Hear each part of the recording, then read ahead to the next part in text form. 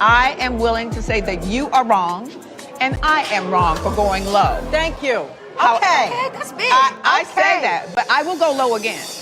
When you go low, I return service. I will go lower. What the hell? We know how low you go. Hey guys, welcome back to my channel. It's your girl, the Brooke Ashley, and today we are here to discuss The Real Housewives of Potomac, Season 9, Episode 7. And before we get into it, let me just say that Mia, if you do not take this Love and Hip Hop, Jerry Springer, Maury storyline somewhere else, because I do not want to see it. And that last scene was a fool. Do you not feel any shame? This kind of storyline should not be on display for the world to see. What's not clicking? And also, Mia, when it comes to you and Karen, I'm on Karen's side, because you can't come for somebody first, lie on them, and then when they get you back, now you want to play victim? Like I always say, you cannot be the villain and the victim at the same time. Pick a side. But I'm going to get to you later on because, Miss Mamas, you continue to try it. Now, Stacy, I'm going to whack you in just a few minutes, but Miss Mamas, what you won't do is sit up here and try to play in our faces like this relationship is real. These scenes with you and TJ are cringe. There's no intimacy, there's no attraction, there's no chemistry, there's no spark, there's no nothing, because this relationship is not real. But before we get into the video, a special thank you to my friends over at Manscaped, who are the sponsors of today's recap. This holiday season, give him the gift of confidence with the Performance Package 5.0 Ultra by Manscaped.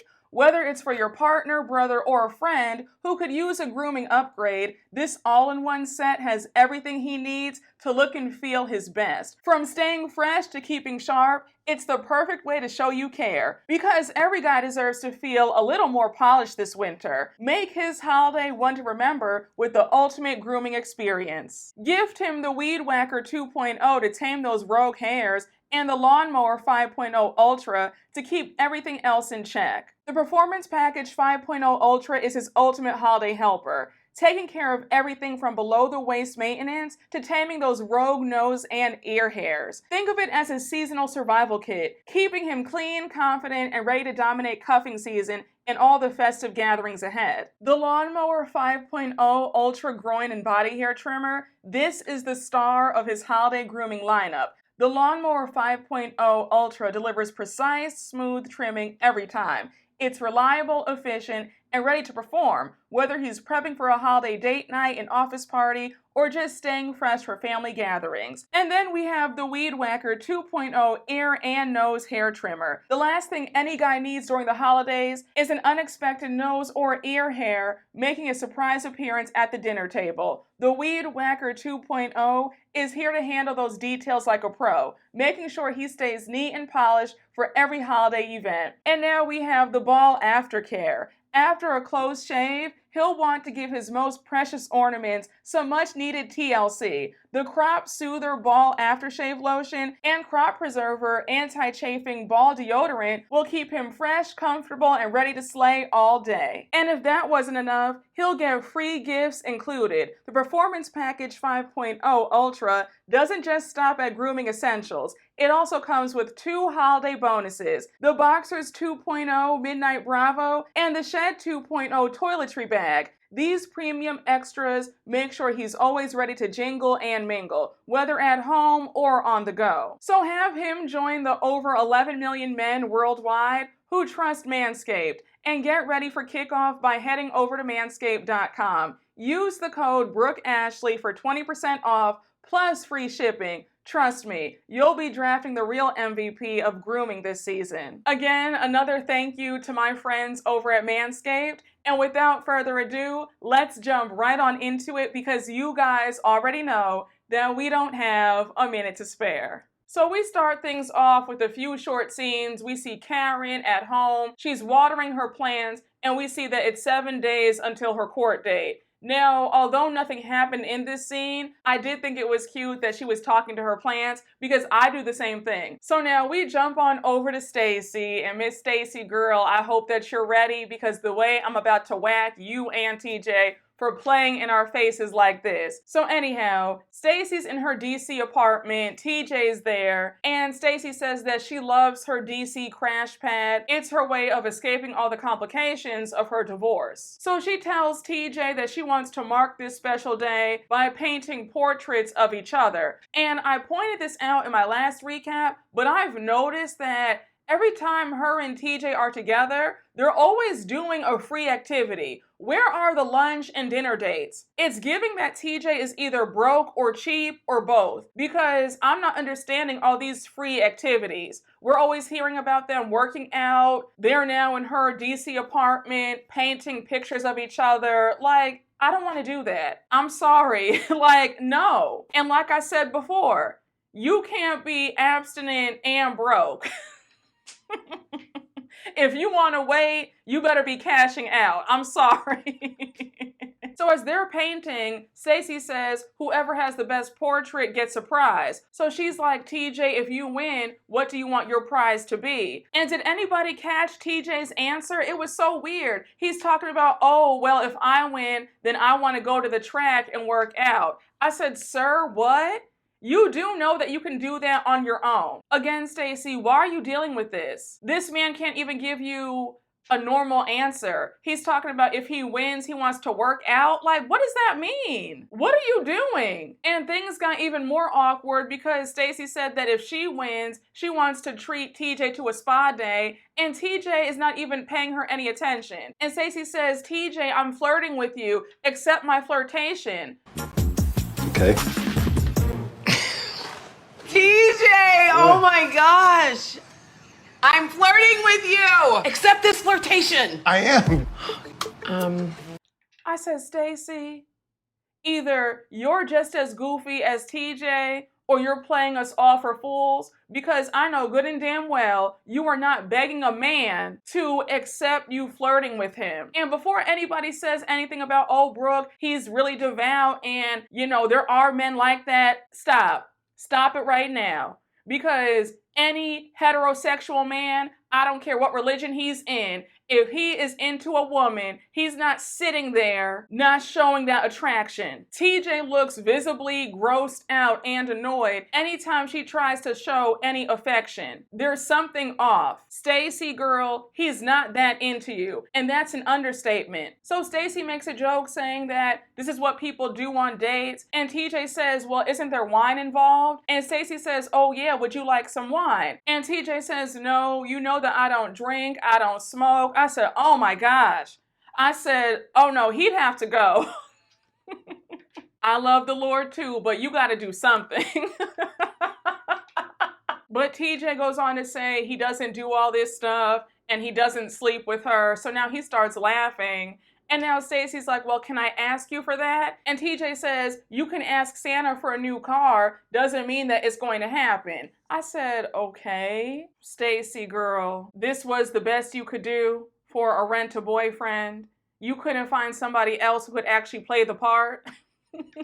So now they're finished painting and both of the pictures looked a mess. TJ's picture of her, I said, oh no. Her picture of TJ was actually pretty accurate.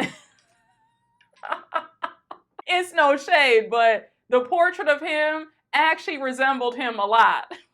So now they sit on the couch and TJ's asking about her divorce. He wants to know how things are going. So Stacy says that they have a few more appointments where they decide who gets what, and then after that, she'll be officially divorced. So TJ's happy to hear that, and then he says that he's glad that she's starting this. Now remember in last week's recap where I said that TJ might be using her to get his name out there because he's an actor? I'm now getting the impression that he might be using her to get some money out of her because her soon-to-be ex-husband was successful. He was a businessman. I'm sure that Stacy did not sign a prenup, so I'm guessing that there's going to be a nice lump sum, alimony, child support. So maybe he's trying to sink his teeth into her money, because I find it interesting that there's no intimacy in this relationship, but you're quick to ask her about her divorce proceedings and how things are going. Maybe I might be wrong, but I don't put anything past a lot of these men, especially these men who go after these women who are on these shows. Stacy talking about she can't wait to treat this relationship like a priority. I said, what relationship? So they changed topics, and now Stacy brings up the whole girls trip and how everybody was pretty much expressing that this sounds like a hot damn mess between her and TJ. So she says, yeah, the girls think that you're running game on me and they just don't believe that you're a devout Christian who wants to wait. And TJ says, well, I'm fine with that. They can think what they want until they meet me. And I said, and when they meet you, sir, they're gonna still think the same thing, if not more. So Stacy says, well, you will meet them at Jassi's party on Friday because they're all going to be there. And then Stacy brings up how the ladies were laughing at him. And he says, well, I don't really care about that because they're not laughing at us. They're laughing at God. I said, okay now. So now we jump on over to Ashley. She's at home and she's preparing a spread because Giselle and Karen are coming over. So we see Giselle arrive first. She's helping Ashley out. And Ashley, may I ask you, what was this spread? You had croissants and popcorn? I said, really? Why couldn't you do croissants, a nice fruit platter, some bagels? Like, I've said this several times, but Potomac ranks the lowest when it comes to food. They always have the worst spreads. But I guess it's better than what you've had in the past. So I guess this is a step up, but can we do better for the next time? Let's have a more cohesive spread. So as they're waiting for Karen to get there, they're making small talk. They bring up Karen's court date, and Giselle says, I definitely want to talk about that. So Ashley says, yeah, me too. And then she goes on to say that she doesn't completely understand all the charges against Karen, but she is afraid for Karen. I said, Ashley, please shut up. You are not concerned about Karen in the least bit. And also, Ashley, I saw you on Watch What Happens Live, and you were running your mouth talking about, oh, I hope that Karen is not in an orange jumpsuit because she very well could be. And I said, really, girl? That's concern? To joke about Karen possibly going to jail? So Karen arrives, she looks cute, and Ashley and Giselle both say that they're happy to see her. They haven't seen her since Lake Norman. And Karen says, I know, that trip was a lot, and I'm so disappointed in Mia and Jacqueline lying on me saying that I came to them talking about rehab, because that's not true. And now Karen brings up Mia's opioid addiction, and she says it's on her YouTube. You can watch it there. She talks about it openly. I didn't say anything that she didn't already share. So now we cut to Giselle's confessional, and she says that Karen is deflecting, and she's obviously stressed out because what she won't do is lash out on other people. And I said, now, Giselle, you don't get to dictate other people's responses to you after you showed bad behavior first. That's not how this works. Mia is always throwing rocks, hiding her hands, and outright lying. And we all know how Karen is. This is not your first time at the rodeo. You know that if you come for Karen, she's going to get you back. And the way Karen kept throwing shade, because when she said, and by the way, I'm so proud of Mia, the fact that she beat her addiction, that's great. I said, ooh. I said again, Mia should not have opened up her mouth lying on Karen, and Karen would not be bringing this up now. So Karen is justifying her actions as she should. And she says, look, the bottom line is if you strike at me first, I'm going to strike back at you. And right now, all I want to do is protect my peace. So now Giselle's like, well, Karen, how's the court date coming along? How are you feeling? So Karen says, I'm going to be honest. I'm afraid. I haven't been eating. I'm waking up every night at 3 a.m. It's been hard. So now Giselle wants to know, is it a trial? And Karen says, I can't talk about it, but all I can say is that I'm prayerful and I'm staying hopeful. So now we cut to Karen's confessional, and she says that it's hard because she wants to open up about this, but she can't because legally she has to be quiet. Then she says that right now she's paying her lawyer and she's talking to her Jesus. And I said, girl, I know that's right. Now, Karen, once this whole thing is over, you better share. I don't want to hear anything about, well, I don't want to talk about that, and that's behind me, that's the past. No. Once this whole case is settled, I want to hear all the details of what happened on that night. So now Ashley interjects, and she tells Karen that everybody in this group wants the best for her and they all care about her well-being. Now I said, girl, let's stop that lie, because you and Mia are messy as hell and you guys both take delight and pleasure when somebody else is going through it. And Giselle co-signs and says, yeah, Karen, we care about you and me and Ashley have known you the longest. So Karen's like, well, thank you guys. I appreciate that. But Giselle, I just want you to know that I'm here for you. And how do you feel about your ex-husband Jamal getting engaged? So Giselle is silent. And I said one thing about Miss Karen. I don't know why the girls on this cast keep coming for Karen, because she's going to eat them up every single time, especially Giselle.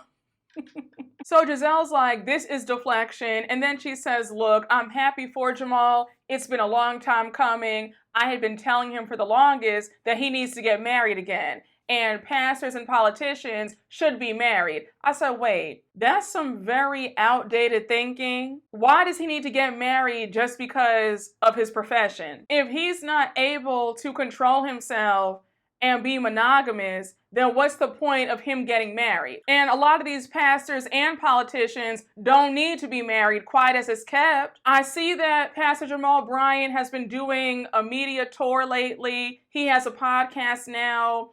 I saw a clip of him a few weeks ago. I think he was on Cam Newton's podcast, and he did own up to his cheating and how God would have taken him a lot further had he not been a cheater. And he took 100% accountability for it. He didn't make any excuses. He didn't blame anybody. He owned up to it. So I respect that, because you have a lot of men who can't even do that. But I really do hope that he's faithful this time around. And the timing of this episode was crazy to me, because this past weekend, Pastor Jamal Bryant got married. So I found it funny that as the episode's going on, he's now a married man. So now we cut to Giselle's confessional, and she shares that Jamal took the girls out to dinner and told them that he was engaged, and they were surprised because they had no idea that he had a girlfriend. I was like, well, damn. And I could definitely understand why that would be a bit strange. Like, wait, Dad, I had no idea you were dating. Now all of a sudden you're engaged. Like Harpo, who this woman? But Giselle continues on and says that she's happy for him. She wishes him nothing but the best. And now Karen throws out that subtle shade. She says, but Giselle, I want you to be happy. I want you to find that partner. So Giselle says, look, I don't want to get married again, but I do want somebody that I can have some fun with and rock out with. So now Karen jokes around and she says, are you praying for him? Because you obviously need all the prayer you can get. And then Karen says that she's tired of seeing Giselle have all these boyfriends. And I said, now Karen, the only real boyfriend that we've seen Giselle have on this show, that was Sherman. And that was in season 3. And we all saw how that went left real quick. But I said, I hope you're not counting Jason from Winter House. That was the definition of a showmance. You guys are both doing this to promote each other and garner up some attention. But one thing about Karen, she knows how to get her licks in, honey, because that shade had me on the floor. I'm not gonna hold you. You guys know I love Wendy down, but this scene wasn't that interesting. I don't have a whole lot to say about it, other than Wendy and Eddie's kids are adorable. Congratulations to Cam and Carter, because they were out to eat, celebrating Cam graduating from pre-K and Carter graduating from elementary school. So that was sweet to see. But besides that, I don't really have too much to say, other than I don't think they should be talking about their issues with Eddie's family in front of the kids. That's adult conversation that kids should not be privy to, in my humble opinion. And one more thing, one of y'all pointed out how nobody has mentioned Wendy's robbery. And thank you for saying that, because I forgot all about that until you brought it up. And seeing that that's a huge thing to happen to somebody, it's traumatic. And we watched how Dorit made it her entire storyline for 2 whole seasons on Beverly Hills. I am shocked that they have not mentioned Wendy's robbery whatsoever. And let's not forget, Wendy and Eddie's home invasion took place a few weeks before filming. I'm just surprised that they're not also focusing on her robbery and how she's doing. I don't know, I find it to be weird. Maybe I'm reading way too much into it, but I just feel like if anybody else on this cast had dealt with a home invasion, it would be the central focus of the season. So now we jump on over to Ashley at home, and she has her mom Sheila over. Now, if you've been following me for quite some time, you know that I don't care for Ashley Darby, and I tend to skip over all her scenes because I don't care. But I do feel like I need to talk about this because my spirit was vexed when they brought up Ashley's mom's raggedy boyfriend. So Sheila's over, Ashley pours her mom a mimosa, and Ashley's saying, Mom, I want you to be healthier, because remember earlier on in the episode, Ashley shared with Giselle that her mom had a heart issue and there had been some health challenges. So Ashley's making small talk. She's talking more about this divorce that we don't care about. And she says that she met up with her lawyer a few days ago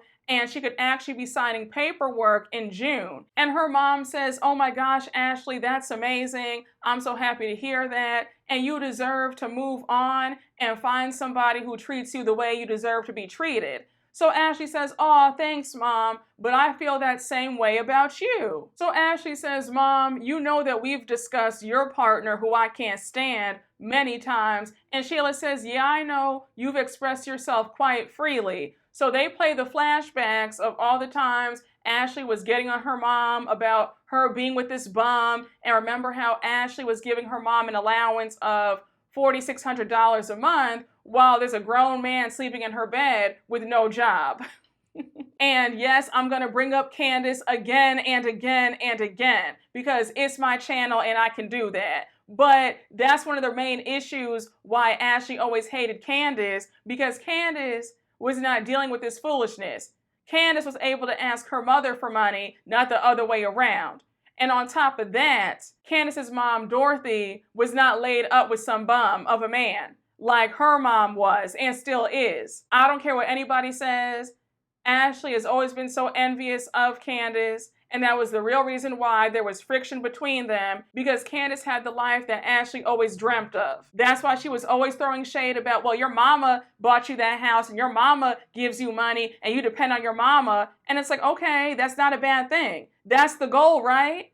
You're trying to have your boys set up for life so that when they're good and grown, they'll always have help. So it's only okay when it's you and your kids who are benefiting. But when somebody else has that life, then you want to call them names? Got it. So Sheila says that things have actually gotten better between her and her boyfriend. And Ashley says, oh, really? Is he giving you money? Is he contributing to the household? And Sheila says, yeah, he actually is. And Ashley says, how much? Is it enough? And Sheila says, no, it's not enough, but it's something. I said, girl, what? So Ashley's upset hearing this, and she says that her mom works 12-hour days trying to make ends meet, and she can't keep going like this because she's getting older. So she goes on to say that there's pressure on her because at some point she will be responsible for her mom and her kids and herself, and it's a lot. I think it's sad that Sheila's self-esteem is in the gutter, that she believes that she can't do better, and she's going to stay with this bum indefinitely. That's sad. And then Sheila started crying. I said, girl, stop crying and leave this man. But Ashley says that she wants her mom to be happy, and she says, Mom, who's appreciating you? And Sheila says, thank you, baby, but we'll see what happens. I said, we'll see what happens? What needs to happen is you breaking up with this loser. Look, I've said this before. There is nothing wrong with wanting romance, wanting to be in a relationship, but it cannot be to your own detriment. I heard somebody say, desperation will always lead to destruction. And it's true. It's very unfortunate that Ashley's mom is still dealing with this fool for what? Having a man is not the end-all be-all in life. So now it's the day of Jassi's party, and I have to say, Jassi did a nice job. Now, Jassi, I know you had an open bar, but I didn't see any past hors d'oeuvres going around, so next time let's have a spread. Maybe there was a spread and they didn't show it. Maybe I missed it, but did anybody else see any food? Because all I saw were drinks. On Potomac, you're lucky if you see a hot dog and a piece of a chip. because the Potomac girls do not like to serve you any food. I don't know why.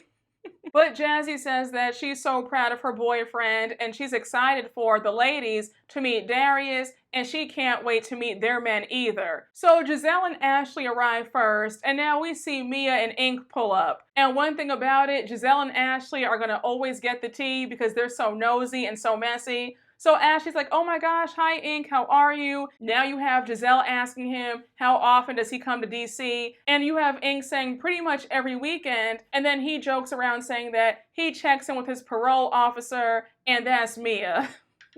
And now Giselle takes things a step further and she brings up Gordon. So she's like, well, I've heard that you guys are all getting along well. And Mia says, yeah, when we're together, it's all love. And Ink says, yeah, things between me and Gordon are cool. And as long as we operate in love and put the kids' happiness first, that's all that matters. Now, once again, this whole Ink, Gordon, Mia storyline is a hot-ass mess. And I'm sick and tired of it being shoved down our throats. Ink looks way too eager to be on camera, if you ask me. So now we see Wendy and Eddie arrive. Of course, Wendy greets everybody. She gives Giselle a big hug. I said, wow.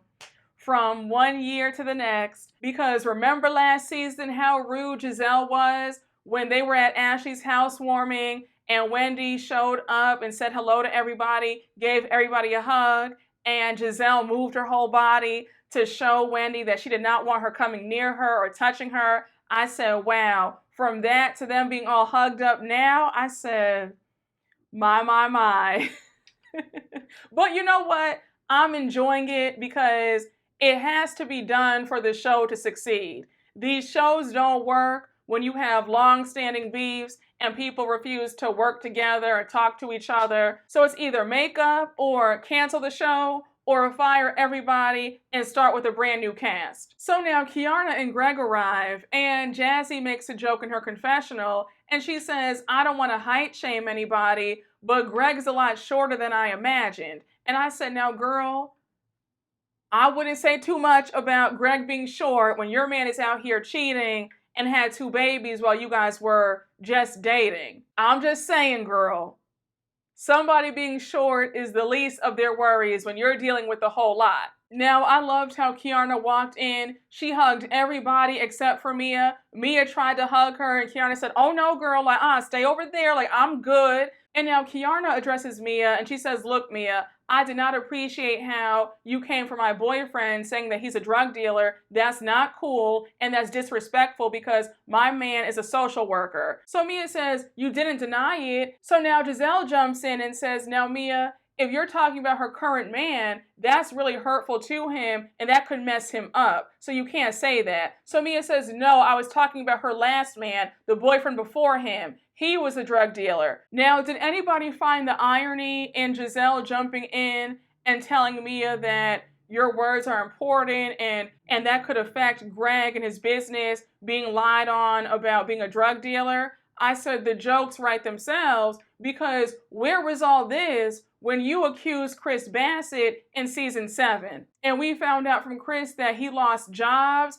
people stopped working with him because of what Giselle said. So I said, Giselle, not too much trying to chastise Mia about her words and how they could negatively impact somebody else when you did that to somebody else a few years ago. So Kiarna corrects Mia and she says, no, you said my current man, my boyfriend now. That's what you said. So you still have Mia trying to throw shade and she says, no, I meant the last boyfriend because I can tell that your boyfriend now is a social worker. He looks like it. I said, okay, girl. Now, if somebody started clowning your man, Ink, you'd be upset. But Mia finally apologizes to Kiarna and they shake hands. Now, Karen and her friend Vivian are there, and it's no shade to Vivian, but it's clear that Vivian is trying to be the next friend of the show because she is in every scene with Karen. Stacy and TJ walk in, and TJ, what the hell were you wearing? You can't be a horrible dresser, cheap, and abstinent. You gotta pick a struggle. You can't be 3 for 3. And did you guys notice that they walked into the party like they were friends? They weren't even holding hands. I'm like, what kind of relationship is this? So Stacy's introducing TJ to everybody, and Wendy's like, Eddie, this is Stacy's man. So Stacy walks away because she's embarrassed, and then TJ says, oh yeah, let's claim it. I said, let's claim it? Like, what are we talking about? Is that your girlfriend or not? Are you her man or not? What are we talking about? Let's claim it. Wendy had me screaming when she said, one look at TJ and you can tell that that man is not sexually active at all. So now Ashley's talking to TJ, and Ashley's like, hey TJ, Stacy told me that you guys are friends. Like, what's the deal? So TJ says, oh yeah, no funny business. We haven't done any of that. And now Eddie walks over, and Eddie's like, well, you know what they say, the best relationships start off as a friendship. And TJ says, exactly, because after the physical, what's more? And I said, are you serious? The physical is very important. I'm wondering if TJ is uncomfortable with sex, because somebody with this kind of mindset is not going to all of a sudden turn into this sexual person once they get married. Like, you hear those stories of girls who were steeped into purity culture and they get married and they have issues with being a sexual person because they were demonized for expressing anything sexual before marriage. So if you have that mindset that sex is bad or it's sinful or this, that, and the third, your mind is not all of a sudden going to change because you're married now. TJ seems very emotionally stunted, and he almost talks about sex like a child, but there's a disconnect there. So Ashley's asking, what do Stacy and TJ do for fun? And TJ says, well, we work out, and yesterday we went to the zoo. So they were all like, what? And it's a sad day when I'm agreeing with Ashley, because Ashley says, Stacy girl, you need to run. So now we see Jassi give a speech with Darius, and Jassi thanks them all for coming to celebrate Darius winning the Super Bowl. And did anybody catch that shade that Jassi threw in her speech when she said, what God has for you, nobody can take away? It low-key felt like you were trying to throw some shade at his baby mama, like, you can't take my man, I already got him. So now we see Mia greet Karen, and things are a bit tense between them because we all know what happened in Lake Norman. And Mia says, Karen, Giselle told me that you were coming after me, and you of all people have no room to talk. So Giselle jumps in and she says, look, why don't the three of us go off to the side and have a conversation? So Mia, Giselle, and Karen walk over to a table and they sit down to talk. So Giselle starts it off and she says, Karen, I do want to be honest. I did go out with Mia the other night and I told her what you said. I did not put any sauce on the story. I said exactly what you said. And we do see a clip from the night before where Giselle, Mia, and Stacy went out for drinks, and Giselle's telling her what Karen said about her having an addiction. So Karen says, bottom line, Mia, I feel like you've been coming for me like white on rice, and I thought we were friends. And here goes Mia playing victim once again, and she says, well, I thought so too, but you're going around saying that I went to rehab when I didn't. And Karen says, well, girl, you went to the hospital, same thing. I said, oh, Karen is so shady. So we find out that this took place after Mia's first son, Josh, was born. She had a C-section, she was given medication for the pain, and she became addicted, had an overdose. So she says to break the addiction, she went the holistic route. And that's how she got into the joint chiropractic, because it removes the pain from your body in a healthy way. So now Giselle interjects and she says, Karen, you are being messy. And I said, now Giselle, if that's not the craziest thing I've heard, when you are one of the messiest people on this cast, you don't have any room to talk. And if I were you, I would sit this out. You don't need to be the mediator or the referee between Karen and Mia. So Karen says, I wasn't being messy. I simply returned the serve. And that's what it was. She came for me first. And I agree with that. You can't come for somebody and then police how they respond back.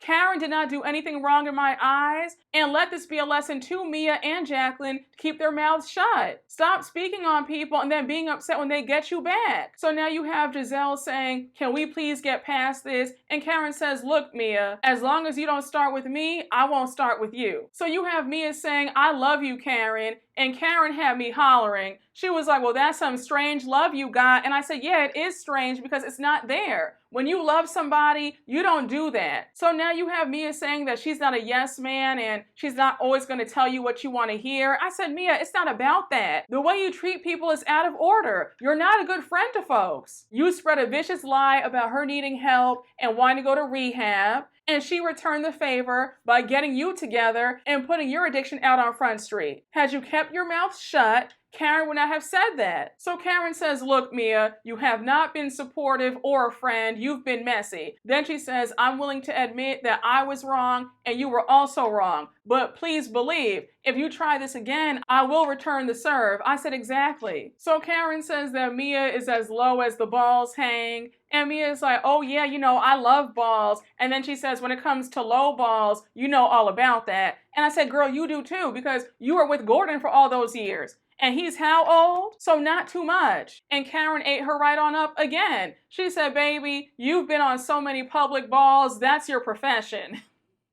And then we cut to Mia's confessional, and she's talking about Karen has to do some soul searching, and she'll give her a pass right now because her court case is in a few days. I said, girl, shut the entire hell up. The only person who needs to do some soul searching is you. You're over here exploiting your entire family for a check. So now we jump on over to the next scene, and we see Karen meeting up with her cousin David for a cute lunch date. Now, I'm not going to hold you guys. I don't have a whole lot to say about this scene other than you can tell that Karen wants to soften her image and get everybody to feel sorry for her. But Karen says that it's always good to be surrounded by family during times like these. And then she tells David that she hasn't seen him since the morning of her accident. So David says, I know, it's so good to see you right now. And then he goes on to ask her about her stress levels since the accident. So Karen says that it's been hard and she's been internalizing all this stress.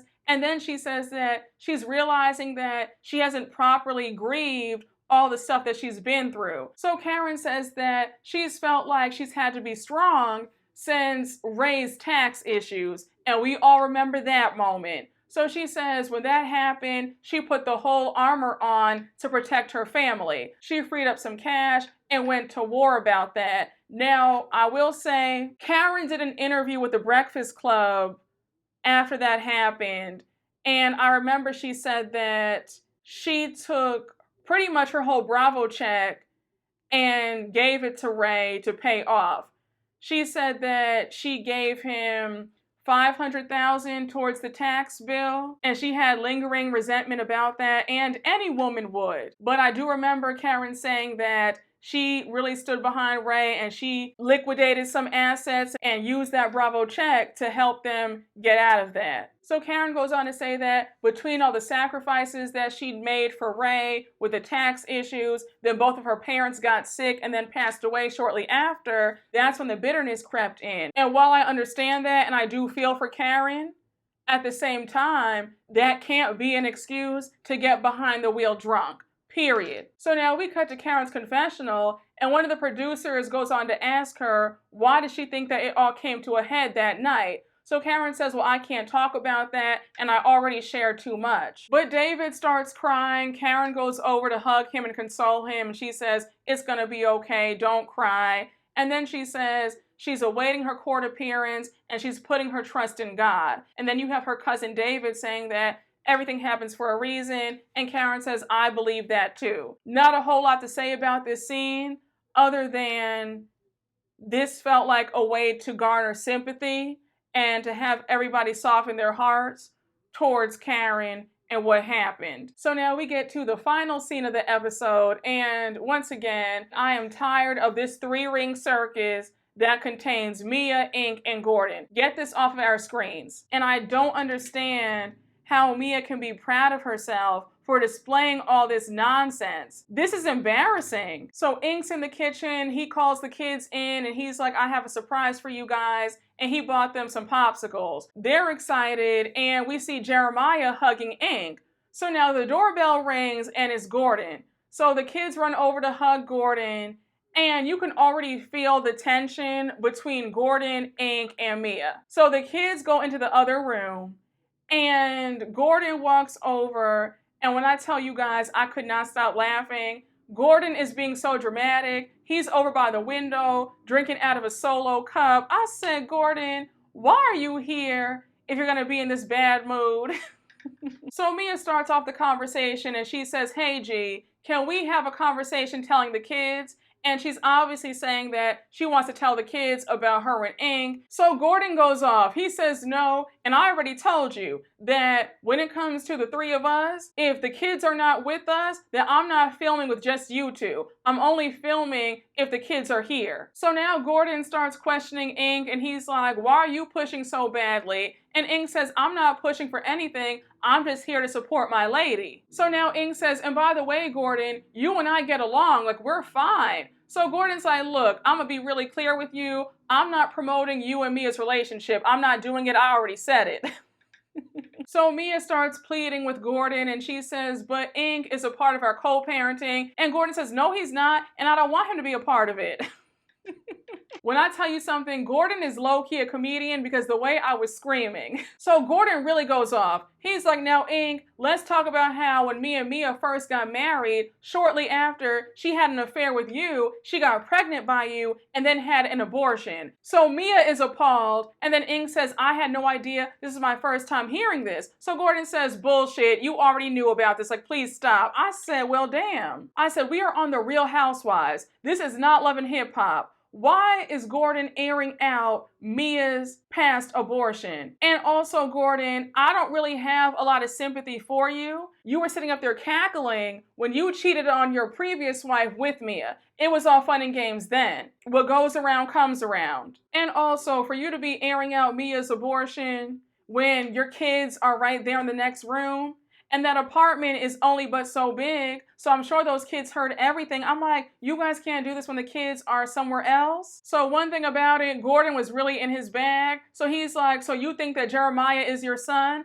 And Ink says, yeah, I already told you that. So now Mia interjects and she says, Gordon, this isn't fair because when we were married, you were going through something. And Gordon interrupts her and says, was there adultery being committed? Yes or no? So Mia's like, again, Gordon, that's not fair. Don't do that. So Gordon says, once again, were you not having 2 affairs with my wife while we were married? And I said, again, Gordon, there's no sympathy over here when you cheated on your previous wife with Mia. And also, Gordon, don't be mad now because you wanted Mia so badly that you even told her she could have a side man as long as she was discreet about it. You allowed her to do that. So you can't be upset. You're just mad that she wants out all the way. So Gordon snaps and he says, you know what? I'm done with this. You guys have fun. I'm out. So he walks off. Mia's trying to follow him. And Mia says that it was really hard being in a marriage where she wanted out year after year, but she only stayed because he got sick. So now Mia and Ink are just talking, and Mia says that her mind is blown. She apologizes to Ink, and Ink says, look, you need to close that chapter and have a conversation with him. And she says, yeah, I know, because it's ridiculous that I can't even tell the kids about us. They still think that you're my best friend. Now, from what I've observed, kids are not stupid, and I'm sure the kids have a feeling that you and Ink are more than just friends. Let's be so for real. They're little, but they're not stupid. So we close out the episode with Mia saying that she is concerned about where Gordon's at mentally. And I said, if that's the case, you wouldn't bring this mess on a public forum. But that's where the episode ends. And when I tell you, this needs to be the last season of Mia still on this show with this storyline. I don't want to see this every week. This is going to have a negative impact on your children. Y'all all need to stop. I'd have more respect if you would just leave your storyline at you're divorcing Gordon for Ink. Leave it there. But all this extra stuff about, oh, well, maybe Ink might be the father of Jeremiah. That's where you've lost me. But y'all, that was the episode. And thank you all so much for watching my recap and listening on the podcast. And you already know what to do. Please make sure to like, comment, and subscribe. And I will see you all later. Bye.